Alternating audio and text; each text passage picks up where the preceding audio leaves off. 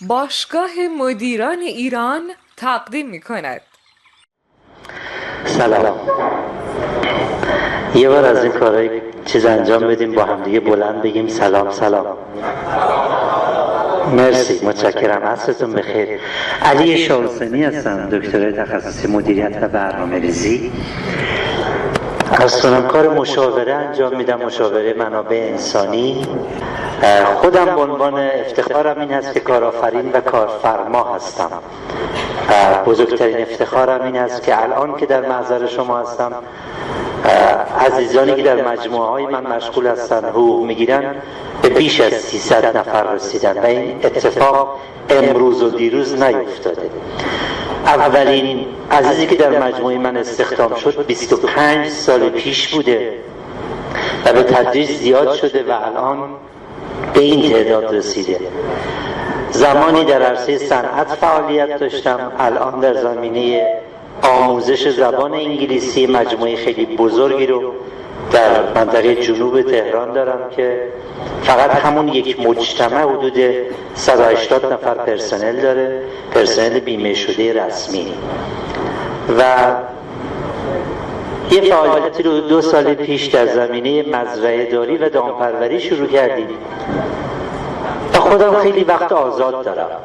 عنوانی که برای من در سخنرانیم تعیین شده، اگر ملاحظه بفرمایید، مهارت‌های فردی است. در این زمانی که همه دارن صحبت از این میکنن که چطور میشه در دوران رکود، در دوران بحران، این نوسانات اقتصادی فعالیت رو ادامه داد. فعالیت کسب و کاری من 25 سال پیش شروع شده. در طی این 25 سال چه تلاطم‌هایی داشتیم ما، چه اتفاقاتی افتاده، چقدر از دوستان من که در حوزه‌هایی که من فعالیت داشتم نتونستن تحمل بکنن و بیرون رفتن کارمند ساده شدن. اصرار من و تأکید من بر اینه که مهارت‌های فردی میتونه ما رو از تلاطم‌ها نجات بده. اگرچه شما اگر محیط اطرافتون امن باشه، ساپورت داشته باشید، خیلی خوبه. در یک جامعه‌ای که ثبات اقتصادی داشته باشه، ثبات فرهنگی، سیاسی، اجتماعی داشته باشه، شما کار کنید، عالیه. اون موقع اون کشور گلستان میشه. ولی امروز من صحبتم این است که جهان گو همه آتش و دود باش، تو بر آتشش عنبر و عود باش.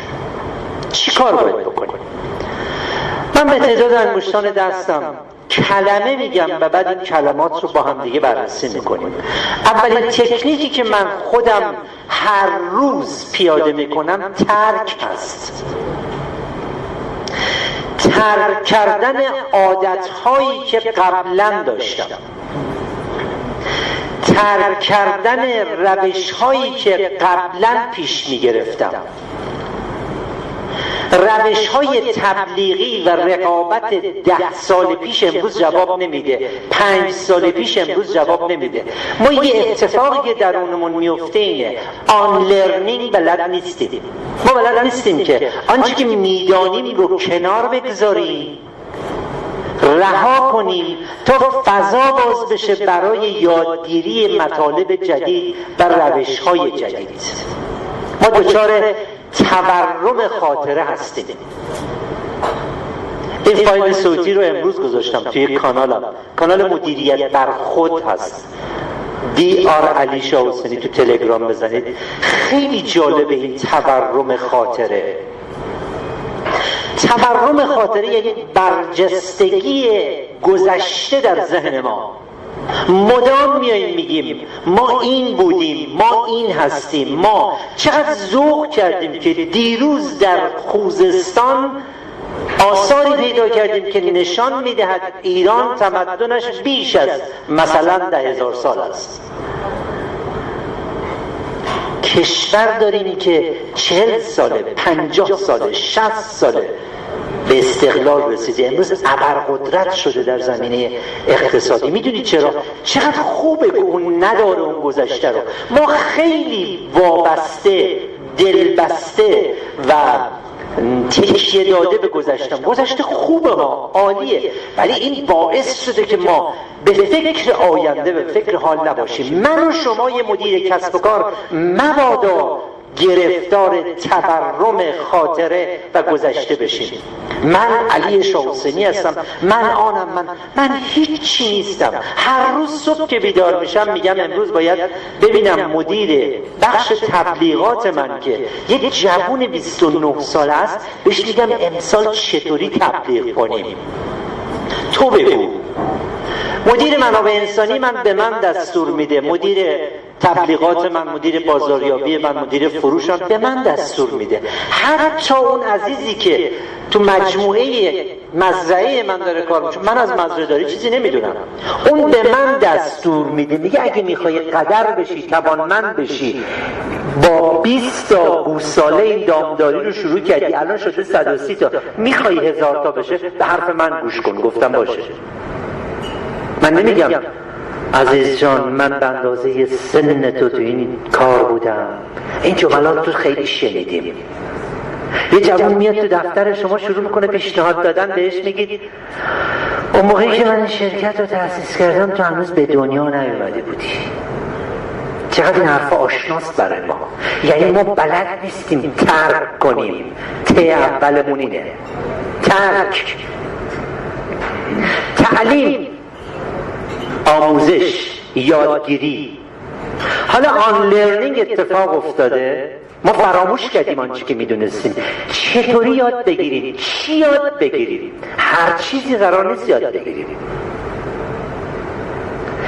موفق ترین مدیران کسانی هستند که مدام در حال یادگیری هستند، نه صرفا در حال کار کردن.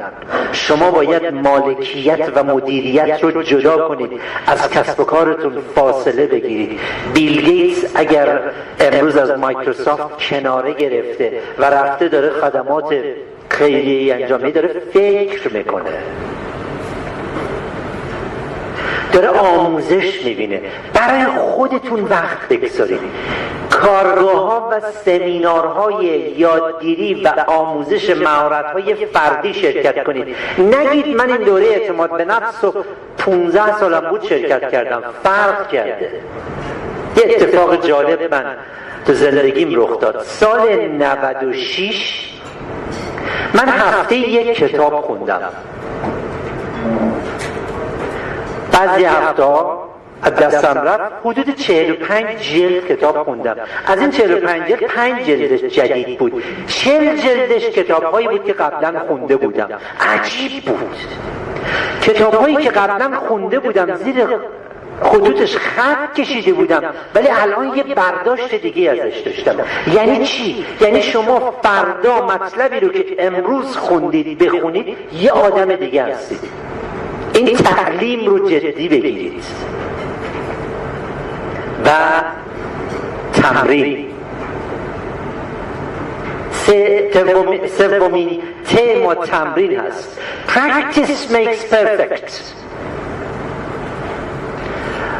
بسیاری از شما ها میدونید من یه آموزشگاه زبان خیلی بزرگ در پایتخت ایران دارم، جایی که غول‌های زبانی تاخت و تاز میکنن، ولی از هر کدومشون که میشناسید برند هستن بگید مجموعه دکتر شاه حسینی، میگن اونا اینجوری میگن خیلی هوشمندانه کار میکنه. من تعریف میکنم به خاطر اینکه میخوام شما برید بپرسید. میدونید چرا؟ چون یه منطقه رو 25 ساله قبضه کردم، مجموعه ساختمانی برای من مستاجره، 20 ملک اجاره‌ای ندارم، 20 شعبه ندارم. اعتقادم بر اینه ملکیت ثبات محل کسب و کار و اونجا تونسته یک برند بشه برای خودش. جهانی فکر میکنم ولی محلی حرکت میکنم. تونستم بیش از 2 دهه سیر رشد کسب و کارم رو صعودی داشته باشم.